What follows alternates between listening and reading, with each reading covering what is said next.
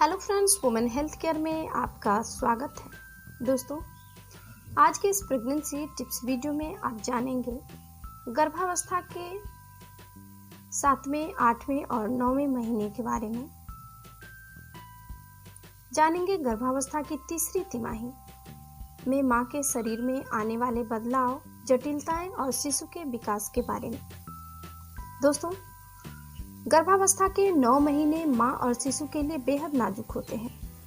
इस समय में मां के शरीर में कई तरह के बदलाव आते हैं, तो शिशु का विकास चल रहा होता है। प्रेगनेंसी के 9 महीने को 3 तिमाही में बांटा गया है, जैसे कि प्रेगनेंसी की पहली तिमाही, गर्भावस्था की दूसरी तिमाही और तीसरी तिमाही, यानी प्रेगनेंसी का 9 मंथ। यहाँ हम आपको प्रेगनेंसी की तीसरी तिमाही में मां के शरीर में आने वाले बदलावों और प्रेगनेंसी से जुड़ी कुछ जटिलताओं के बारे में बात करेंगे। दोस्तों, कब शुरू होती है तीसरी तिमाही? गर्भावस्था 40 सप्ताह की होती है और 6 महीने के बाद 28वें हफ्ते से लेकर 40वें हफ्ते तक गर्भावस्था रहती है। प्रेग्नेंट महिला के लिए तीसरी तिमाही शारीरिक और भावनात्मक रूप से बहुत ही चुनौतीपूर्ण होती है। 37वें हफ्ते तक शिशु का संपूर्ण विकास हो चुका होता है और अब वो जन्म लेने के लिए तैयार होता है। तीसरी तिमाही में शरीर में आते हैं ये बदलाव। दोस्तों, तीसरी तिमाही में प्रेग्नेंट महिलाओं को दर्द और सूजन की समस्या अधिक हो सकती है। इस दौरान महिलाओं को डिलीवरी को लेकर भी चिंता होने लगती है। इसके अलावा तीसरी तिमाही में कई और भी चीजें हो सकती है, जैसे कि शिशु का बहुत ज़्यादा मूवमेंट होना, कभी कभी गर्भाशय टाइट होना, बार बार पेशाब आना, एड़ियों, उंगलियों या चेहरे पर सूजन आना, सीने में जलन होना, ब्रेस्ट को छूने पर दर्द होना जिसमें पतला दूध भी आ सकता है, सोने में दिक्कत होना, अगर आपको दर्द की तीव्रता और आवृत्ति में वृद्धि होना, कभी भी ब्लीडिंग हो जाना, शिशु की एक्टिविटी में अचानक कमी आना, अत्यधिक सूजन होना, तेजी से वजन बढ़ना, ये सारी समस्याएं गर्भावस्था के 7वें, 8वें, 9वें महीने में आपको आ सकती है। चलिए अब बात कर लेते हैं तीसरी तिमाही में गर्भ में शिशु का विकास कितना होता है। दोस्तों, लगभग 32वें सप्ताह के आसपास शिशु की पूरी हड्डियां बन चुकी होती हैं। अब बच्चा आंखें खोलने और बंद करने लगता है और उसे रोशनी महसूस होने लगती है। शिशु का शरीर खनिज पदार्थों जैसे कि आयरन, कैल्शियम को स्टोर करने लगता है।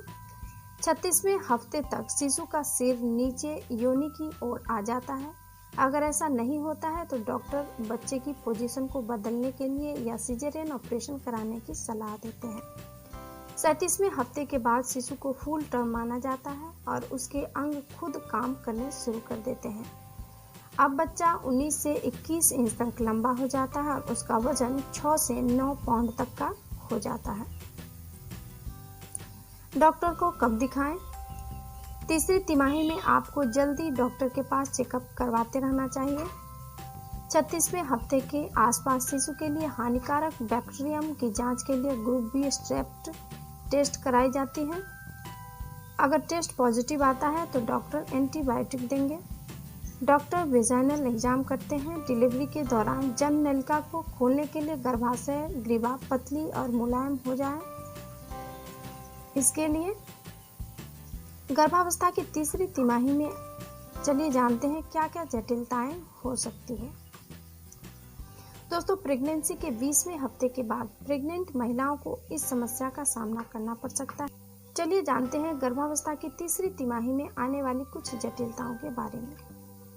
दोस्तों, प्रेगनेंसी के 20वें हफ्ते के बाद प्रेग्नेंट महिलाओं को इस समस्या का सामना करना पड़ सकता है। इससे तुरंत इलाज की जरूरत होती है और अगर समय पर इलाज न मिल पाए या तो एक्लेम्सिया या दौरे भी पड़ सकते हैं, या किडनी फेल हो सकती है, या कुछ दुर्लभ मामलों में मां और शिशु की मृत्यु तक भी हो सकती है। दोस्तों, कुछ दुर्लभ मामलों में भ्रूण का विकास रुक जाता है। इस स्थिति को इंट्रायूटेरिन ग्रोथ रेस्ट्रिक्शन कहते हैं। कई बार आनुवंशिक कारणों में भी शिशु का आकार छोटा हो जाता है, जैसे कि डायबिटीज, एनीमिया, कुपोषण, हाई ब्लड प्रेशर, किडनी से जुड़ी समस्याएं हैं। जैसे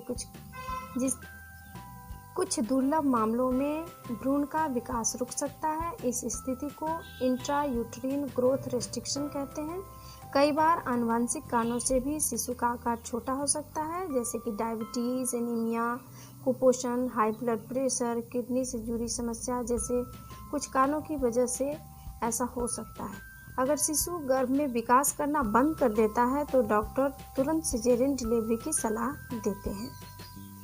दोस्तों, कभी कभी इसके बाद है प्लेसेंटा एबॉर्प्शन। कुछ दुर्लभ मामलों में यहाँ तक कि प्रसव पीड़ा शुरू होने से पहले ही प्लेसेंटा और गर्भाशय अलग हो सकते हैं। इस स्थिति को प्लेसेंटल एबॉर्प्शन कहते हैं। ये बहुत ही गंभीर स्थिति है जिसमें गर्भस्थ शिशु की मृत्यु भी हो सकती है।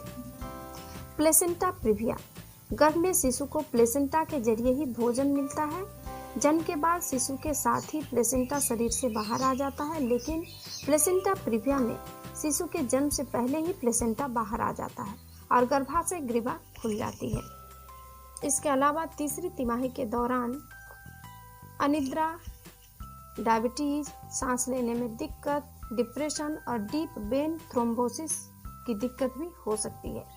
गर्भावस्था के इस चरण को आसान और सुखदायी बनाने के लिए संतुलित आहार लें और नियमित रूप से डॉक्टर से चेकअप करवाती रहें। इससे माँ और शिशु दोनों ही स्वस्थ होंगे और स्वस्थ डिलीवरी होगी।